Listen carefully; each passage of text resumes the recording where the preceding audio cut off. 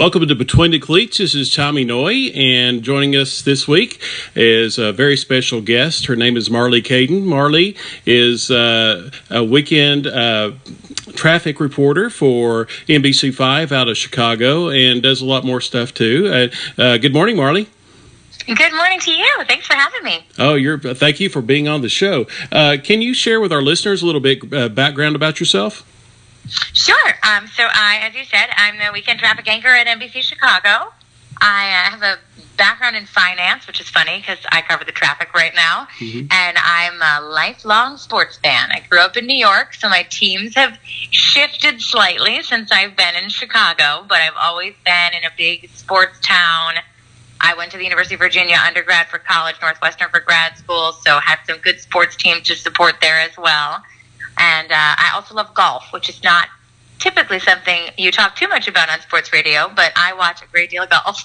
Oh, that's awesome. I know that you're a big Cavaliers fan because a couple of years, whenever they made a deep run, you actually got to go to one of their March Madness games. Is that correct? I did, yeah. I got to go. It was the Elite Eight. It would happen to be here in Chicago. One of the big pluses of living in a big sports town is we have some big stadiums, and so we often bring in some pretty cool sporting events. Wow. So you're also a Northwestern fan, is that correct? Yes. Go Cats. So do you get to go to any Northwestern football games or basketball games? It's tough. The football games are tough because they're always on Saturday and they're usually pretty early, which is about the same time that I work. So the football games are tough. I did go when I was in graduate school. Those games were easier to get to, but now that I work the weekends, those are a little bit harder. Okay. The basketball games, I've only gotten out to one, which I know is so sad considering how good they were this year.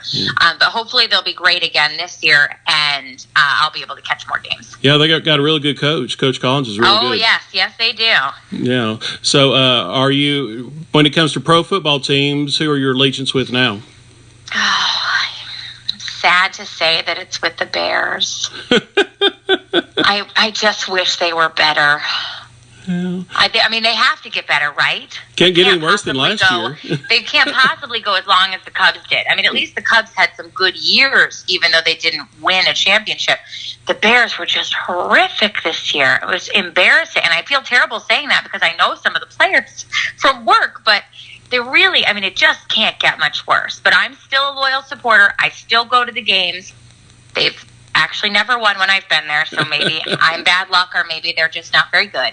But I'm hopeful that this year, maybe since our newer coach has had some time now to get his feet wet, maybe we'll see some changes. Right. Plus, I believe y'all drafted a new quarterback from North Carolina. Yes, and we have no more Jay Cutler, who I'm just going to blame for all of the problems that we've had, and everything's going to be better now that he's gone.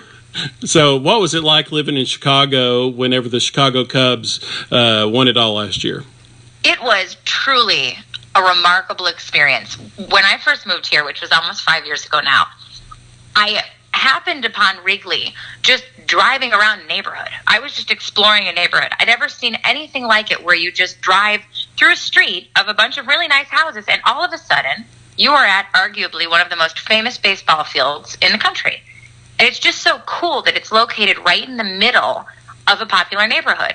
So it has a very different feel than, say, like I grew up as a Yankees fan. So like going up to the Bronx, it's very different. It's Yankee Stadium. You don't really live around that area. There's lots of businesses and stuff. But it's not there aren't houses within a stone's throw from Wrigley. Mm-hmm. And it's just such a unique location. So then having them be so great after, more than a millennium of being terrible, that it was just unreal because you could just hop off the train and you're right in front. You're in a neighborhood. It's very actively feels like a neighborhood too, but you also have all this hype of all these people who've been waiting for decades and decades and decades of fandom to get this championship. And we were doing great, and then we were winning. And there was a couple losses in there, but we were fine. We ended up okay. And it was almost indescribable, and especially being on the news end of all of it.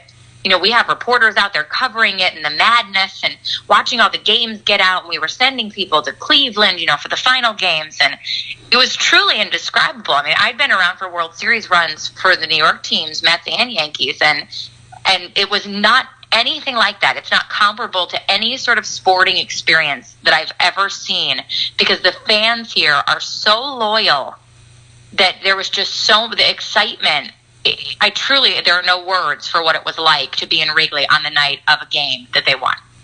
Did you get a chance to go to any of the playoff games? I did. My sister, fortunately, works in a part of the sports merchandising industry, so we got to go. Wasn't in the World Series games, but the championship series right before that, my husband and I got to go, and we had some pretty decent seats thanks to my sister. So I did get to be there for the playoff run, not the actual series games, but right before they made it into the series. It was the game before they clinched. Wow. So it was really exciting to be able to be there. And I am now a Cubs fan. I do not associate with the Yankees anymore. I don't particularly like the White Sox either. I do not have a dual allegiance. I am a Cubby fan. So it was really exciting, and I hope they have another really good year this year, too. Now, you've been fortunate because since you've been in Chicago, even the Blackhawks have been really good, too. It might just be me, Tommy. Yeah, I think it's possible. I might just be lucky. I haven't seemed to do a lot for the Bears yet, but I'm working on them next. The Hawks, it's really neat because you have a different perspective as being a part of the media, because we have sort of different access to them and different access to the games.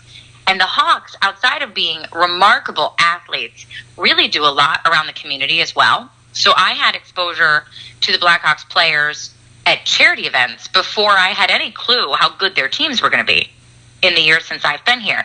And so it was neat to get to know, how charitable they are and how kind they all are and how they really genuinely want to make a difference in the city before then seeing the power that their athletic prowess gives to the city, because it is unlike any hockey game you've ever been to. I've been to lots of hockey games, and a Blackhawks game is really not like any other experience. I mean, there are 40,000 people in there screaming, and everybody knows every song. And if you're not from Chicago, you know the da-na-na-na-na song that everybody sings, and you learn it very fast. If you're not from here, I learned it probably within 2 weeks of moving here. And it's just unbelievable to hear these fans all singing it. And even if they're not doing well at that particular time, I mean, it's unwavering, the support that they see. It's really fascinating. I mean, Chicago is a sports city like no other in the country. You're so lucky. Have you been to a Bulls game? I have been to a Bulls game. They were not so great this year, but the games are fun. I wouldn't say that they're as fun as the Blackhawks game, but I think also people are waiting for a resurgence of the Bulls of the 1990s, and that hasn't quite happened yet. So we've hopped a little bit more on the other team that plays at the United Center. Yeah.